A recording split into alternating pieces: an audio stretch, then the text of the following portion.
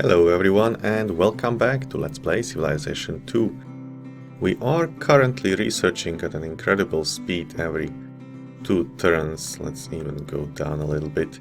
Still every 2 turns, and therefore we have missed a lot of Civilopedia entries which I would like to read to you now. So last episode we have discovered communism, for example, so let's read about that government type a little bit. What are the advantages and disadvantages, and consider if you want to switch the government. A communist government is ruled by a controlling party with a single person known as a chairman acting as the head of state. In a true communist system, all property is owned collectively by the people and labor is organized to be equally advantageous to all people. This ideal has never truly been realized, however, and the communist governments of the world are usually much different. Okay, so each unit beyond the third costs 1 shield per turn, so that's better than in democracy because there everything costs 1 shield. Settlers eat 1 food per turn, which is also better than in democracy where they eat 2, so that would be the advantage. Up to 3 military units in each city institute martial law.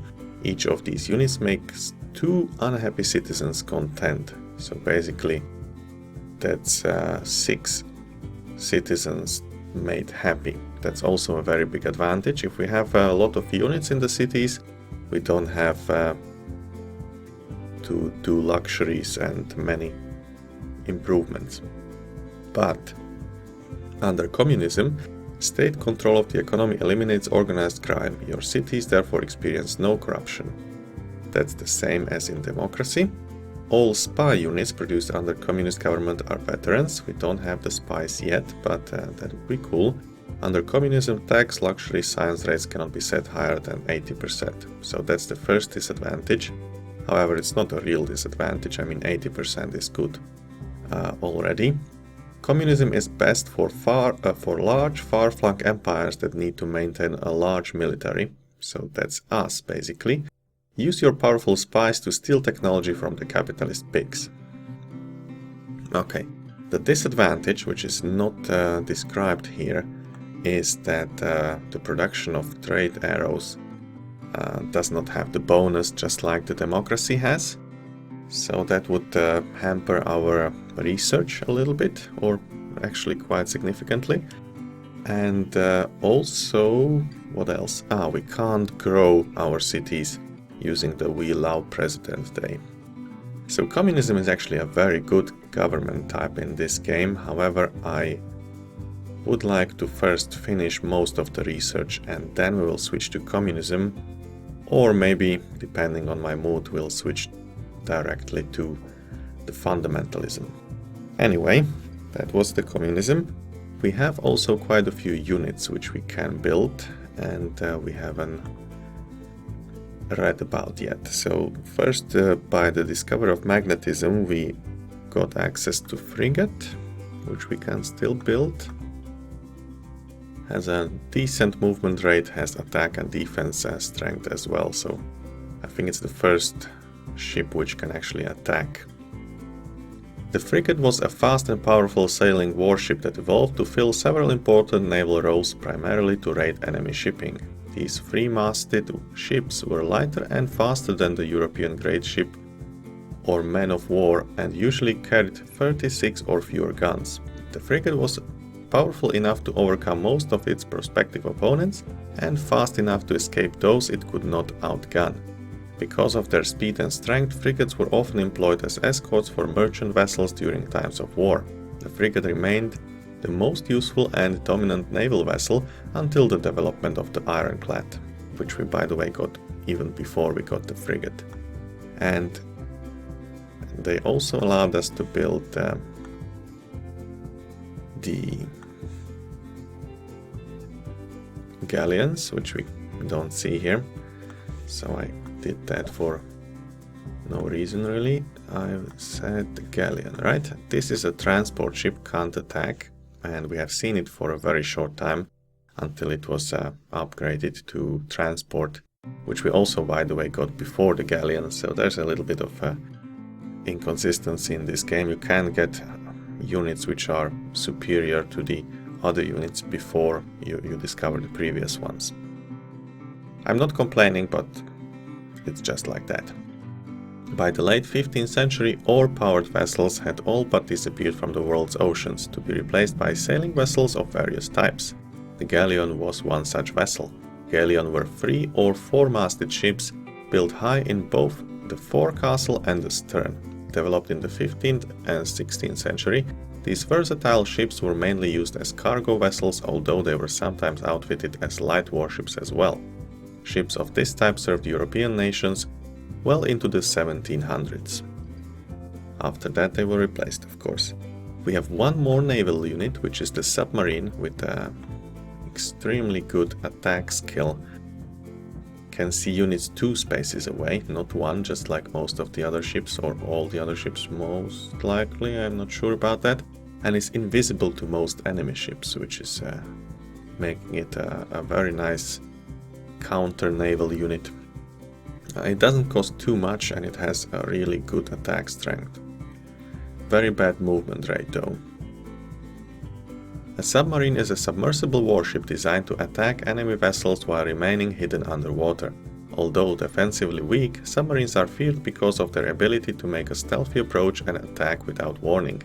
Often the presence of a submarine is not detected until the first of the sub's torpedoes strikes its target. Submarine warfare was first used extensively by the Germans during the World War I.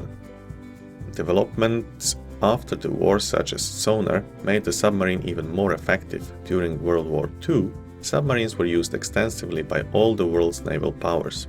Today's submarines, in addition to their role as fast attack vessels, also carry nuclear weapons that can be fired from underwater positions just off the coast of an enemy country. That's scary, let's hope it will never come to that. Okay. We have also been trading with other nations using a unit, not a military unit, but just a normal unit called the freight. So it ignores enemy zones of control, so basically every time you hear that sound, which basically means you can't move there, the freight is able to do that. It has a decent movement rate, much better than the caravan anyway, and no attack strength. So let's read the description. Freight units are the modern-day equivalent of the trade caravans in the ancient world. Whereas in early history raw materials, trade goods, food and manufactured items were transported by camel or wagon, modern shipments are transported by a variety of methods, including trucks and railroads. The speed and convenience of modern transportation methods allows civilizations to set up supply routes and move large quantities of merchandise and trade goods farther and faster than ever. Yeah. And maybe you didn't know, but the caravans have a very good revenue when they are used early, well, as early as possible basically, before you invent the invention or the navigation. And if you trade with other countries, other opponents, players, and if it's on the other continent and so on, if there is a road between the cities or railroad and so on. But basically, with time, the caravans become more or less obsolete. So if you are type of player which relies heavily on the trade, then I recommend to research the corporation as soon as possible, switch to freight, which don't have the same restrictions as the caravans have. So that's quite useful advice in my opinion. Then we had 2 more units, the Dragoons, which we have seen in action over here. By the way, we need to talk to Carthaginians, we'll do that afterwards. So the Dragoons are basically upgraded. Where are they? They look blue. They are basically upgraded Crusaders. So they have a little bit more defensive power, I think. Let's check that. Yeah, instead of 5-1-2 or 4-2-2, they have just 5-2-2. Anyway, not a big deal. They come with the discovery of leadership. Dragoons were mounted soldiers armed with short muskets who fought both on horseback and on foot during the time of the American Revolution. The name comes from the French word for dragon and refers to the fire-breathing weapons used by these troops. British General John, I don't know how to read that, John Bourgoin, utilized the force of Hessian dragoons to attack an American supply base in the Battle of Bennington in 1777. Despite their large numbers, the dragoon mercenaries were severely routed by several detachments from the New Hampshire militia. Okay, and the last one is the cannon. Over here. We got that with the discovery of metallurgy, which made our Great Wall obsolete. What a shame. It has immensely big attack strength. You can get this pretty early, and attack strength of 8 is just amazing at that time. It moves slowly, just like all the cannons, well, except for Howitzer, which I think can move too. Not sure about that. Let's actually have a look. I am now quite confused. Howitzer, yeah, has a movement rate of 2. Excellent. Anyway, let's go back to cannon. Cannon, and read the description. Closely following the invention of gunpowder, the development of the cannon caused a revolution in siege warfare. Invented by a German monk in the 14th century, early cannons used gunpowder charges to fire rocks or metal balls. The cannon forced a redesign of most fortifications because the straight, high walls surrounding most cities could easily be destroyed by direct fire. This was the fate of the walls of Constantinople, which had held against countless sieges for over 1,000 years. The cannon quickly assumed an important role on the battlefield.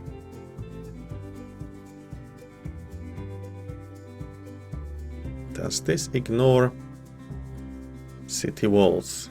It doesn't say, but I think it does.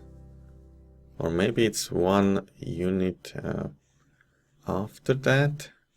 Let's have a look. It might be the artillery. No, it doesn't say anything. One of the things actually ignores city walls. Maybe the howitzer? Yeah, this one ignores the city walls completely, so but we'll not have them for quite some time. Okay, what's the time? 12 minutes. I think this episode will be purely Civilopedia. So then we also got, I'm not sure where this would be, yeah, under city improvement, something called capitalization. We got that with the discovery of cooperation. Doesn't cost anything because you can't actually build it. And it converts the production, the resource shields, into trade. So basically, if you go to Locarno, for example, and I don't want to switch to that just yet. Where can I show it to you? Yeah, here, for example. So if we switch to capitalization, it says 86 turns, but it doesn't matter. We would produce coins instead of shields. You would still need the shields for the support, but the remaining shields, which are not used for building anything, are basically converted into coins. So we do 17 tags now instead of 10. See? So that's quite useful. Middle and end game, I guess. Let's read more about that. In the business world, companies often need large amounts of cash in order to meet expenses, update facilities, or expand their operations. When these are insufficient funds available, when there are insufficient funds available to fulfill these needs, these corporations often resort to capitalization in order to raise money. This process involves the sale of a portion of the company's liquid assets. Liquid assets are assets that can be easily converted into cash. These can include surplus raw materials and finished goods, as well as the stocks and bonds. The sale of these assets provides the infusion of money needed to meet the company's current needs. I am not a big fan of this, but it definitely has its uses. I've seen players use this very, very effectively as well. So yeah, it's an option you can use. We have also had a power plant with the discovery of refining increases the factory output by 50%. However, it costs a lot, so only do this in cities where it actually makes sense, like in Zurich, for example, but pay close attention to pollution. We will have other power plants like hydro plant, solar plant, nuclear plant, and so on, which might be better than this one and should be researched as soon as possible. And I'm actually not building the power plant, nuclear plant, and solar plant at all, because I usually go with the Hoover Dam, Wonder of the World, which basically acts as a hydro plant in every city. So yeah, that's actually the best wonder you can ever get in this game, I think. Well, at least the most beneficial in the, most you get most value out of it for only like 600 shields or so. Okay, let's read the description as well. Power plants burn coal and other fossil fuels to produce the heat and steam necessary to run generators that produce electrical power. When electricity became widely and cheaply available, it meant that industries could convert from steam to electrical power to run their machinery. One central power plant could supply the electrical needs of a relatively large geographic area. However, increasing demands for electricity by both consumer and commercial customers led to a rise in the number of power plants. This, in turn, led to problems with air pollution. As more plants went online, more fossil fuels were burned to generate power. Because modern society depends so heavily on electricity, researchers are constantly searching for alternate forms of energy to satisfy ever-increasing demands. Okay, that's fine. We also have the Coastal Fortress available to us now, which was available with the discovery of metallurgy. Costs only 1 and is useful if you are not playing well and are attacked by the enemy, or if you are playing well but still you have equal opponents. We will probably not need the Coastal Fortress, although I might want to build that at least in Zurich, and it doesn't cost us anything because we have the Adam Smith's trading company, and buildings with 1 maintenance don't cost anything. So if you have that, feel free to build this as well. Units in a city are doubled on defense against shore bombardment by enemy ships. So yeah, that's what it does. The construction of defensive structures, such as city walls and fortified castles, dates back to ancient times. City walls were designed primarily to repel an attack launched by ground-based forces, and they performed adequately in such a situation. However, coastal cities were also vulnerable to attack from sea bombardments, since even a city wall left seaports relatively unprotected. The best way to protect the port was to keep the enemy out of the range of the city. This was accomplished by constructing fortresses to cover the approach to the city. The coastal fortresses built at the mouth of the city's harbor or on barrier islands would hold enemy vessels at bay, turning away or thinning out the attacking force and minimizing damage to the city's port.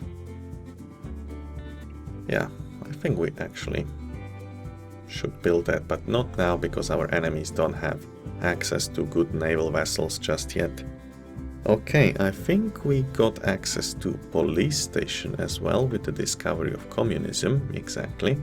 Costs 2, so it will not be gratis for us. And what it does is it decreases unhappiness caused by troops away from the city by 1. So it's sort of good for Republic if you want to maintain some nice army. I'm actually now not sure if under communism the units outside the city also cause unhappiness.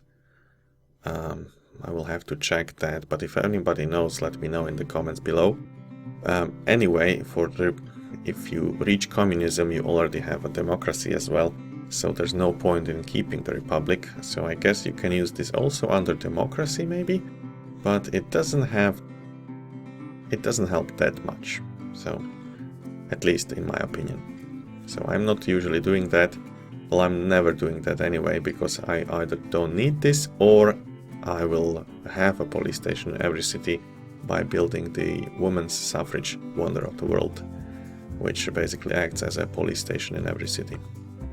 Let's quickly read the description. I think this is the last thing we haven't read about, and then we'll end the episode. The concept of a police force operating independently of the military goes back to the Praetorian Guard of ancient Rome. In the Middle Ages, noblemen protected their estates by appointing constables to enforce the law and to arrest and guard criminals. But the first modern organized police force was the London Metropolitan Police. Established in 1829, this organization became the model for law enforcement organizations in the United States and many other industrialized nations around the world. The presence of a police force serves to uphold the laws of society and to control civil unrest. A strong, visible police force strengthens confidence of the community by keeping the citizens safe. And let me check my list very quickly if I have forgotten anything or not. I think I did not. We are researching conscription, so that's what we will do next. It's been 21 minutes already. I'm glad that I made it in the 20 minutes. Yeah, when we come back, we'll continue playing.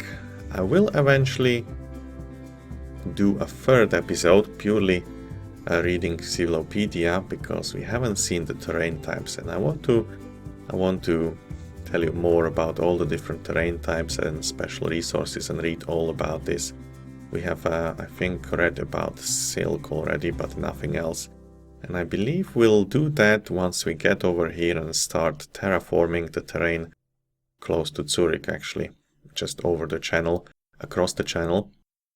And we'll see how we can transform mountains into hills, hills into plains, I believe, and plains into grassland, probably something like that. Yeah, there's many things you can do with the terrain. So we'll dedicate one episode purely to reading and explaining the Civilopedia entries about terrain types as well.